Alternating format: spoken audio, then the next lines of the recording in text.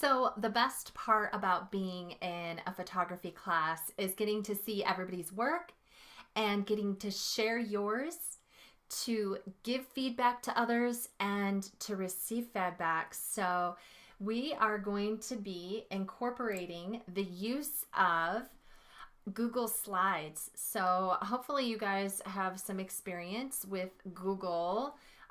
These are living documents. So you all have the link to this. And when you go in here, you have editor privileges, which means that you get to add your work to this slideshow.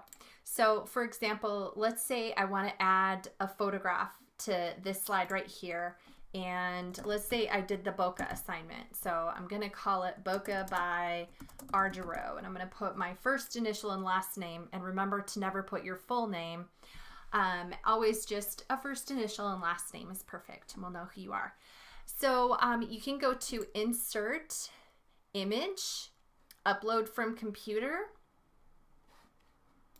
And then hopefully you have a digital photography folder on your computer and you know how to get pictures off of your phone onto your computer.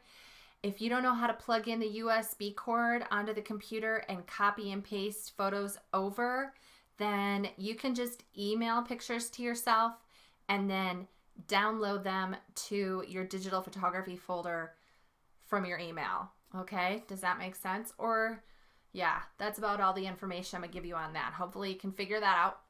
I'm going to go in here and let's pick a bokeh shot. So bokeh, I love bokeh lights. So I'm going to open that up and there it is. And now students, I've left a box here where it says comments here. And you can just go ahead and click enter and say, that's amazing. How did you do that? And then whoever posted this can reply back later. Okay, so this is cool. And you can move stuff around. Like if you don't have enough room, you know, you need to create some more room. You can move your comments around. You can increase the size of the box. And if you needed to create another box, you could go insert text box and let's say, wow, I need some more room for comments down here. Everybody's just writing away. More comments. Oh, look at that. So you might have to change the color of the text. You can do that just by clicking on the box itself and going up here to change to white or whatever color that you want. I'm going to change this to white as well because I kind of like. So these are all things that you can do to stylistically, let's say you wanted to do a different color than everybody else. So you could come in here and pick whatever color it is that you want your comments to be in. So let's go ahead and I'm just going to click on the next slide. And let's say that you did the Unit 7 assignment with Ms. Jones and you're going to insert picture. So let's see, I've got all these great pictures here and I'm going to see if when I have my files open, let's see, I want to pick a nice portrait. I think I'll pick this portrait right here. I'm going to go copy and I'm just going to come over here and right click paste. Oh, it says it doesn't want to use that. It wants me to hit Control V. So I'm hitting Control V. Okay, maybe that isn't going to work. So if I open this, let's see what happens.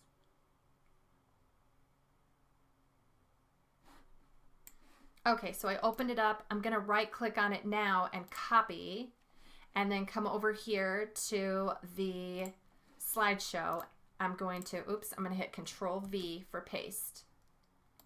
Oh, good, it pasted it. So you don't have to necessarily go insert photo. You can just paste a photo in there.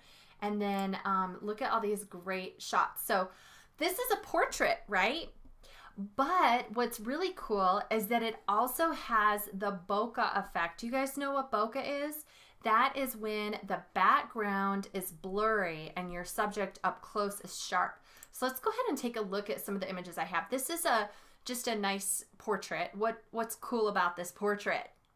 What do you love about it? What's different? What's unique? What captures your eyes? I think you know. Now, this is a portrait of a toy, but this is bokeh. Yes, we've got our Lego man up close, sharp, And then we have the beautiful, blurry, soft lights in the background, these bokeh lights. Yes, we love the bokeh effect. So you can take a portrait and add bokeh, and you can get 2 for the price of 1 on this assignment. You can do both the portrait and the bokeh effect together. Look at that bokeh effect. So how do you do this? You are going to take your camera, you're going to get really close to your object, and when the background blurs, that's when you shoot it. But there's going to be some other tricks that you're going to learn if you have a DSLR, or that's just fancy for a digital camera that has all of the settings, the aperture, the shutter speed. I'm going to teach you in the lesson on bokeh how to do bokeh photography. So you have that choice if you'd like to do that. Let's see, what else do we have? Look, there's a kitty with some beautiful bokeh coming through those trees. That's so cool. And there's apps that you can use. Looks like this student might have done an app. So you can find apps for your phone, and your phone will make bokeh. Here's a nice portrait. Okay, I gotta go to the other end. There we go. Nice portrait. Why is this a nice portrait?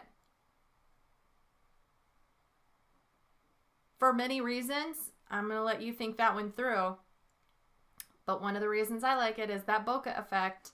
She just pops right out of the image, out of the scene. More bokeh. Bokeh. Now, this is a nice portrait. How could it be improved? What could you do to improve that? What do you think about the way she's standing right up against the wall and we can see those shadows against the wall? What if she was standing far away from the wall and the background were blurry? That would be cool if she had that bokeh effect. Look at that. That is gorgeous. Look at the bokeh effect on the trees back there, guys. I'm telling you, there's something to this.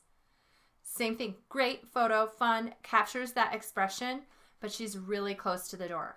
So when you're doing bokeh, you want your subject to have something in the distance behind them, far enough away that when you get up close and focus on your subject, the camera can't focus on the background at the same time, and it has to blur the background in order to be able to focus on your subject. See, here we go. This would be awesome if she had stepped away from the trees and then the person taking the picture had gotten a lot closer so that those trees in the background would blur. This is awesome. Nice sports shot. Look at the way that the background is blurry. You've got that referee just kind of in the mid-ground. He's a little blurry, but you can still see the expression on his face, but your subject is sharp. And this one right here is a nice black and white photo. So I just wanted to remind you that sometimes when you're doing portraiture, black and white can be a nice touch, or sepia.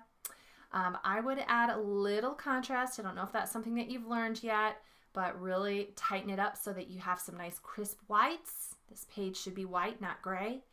Whites and some pure blacks. So these are mostly midtones that we have in this image. This picture could be enhanced by adjusting brightness and contrast. So be sure to post your work here to our social media forum, our Google slideshow, and get in there and check out and see what your students are doing.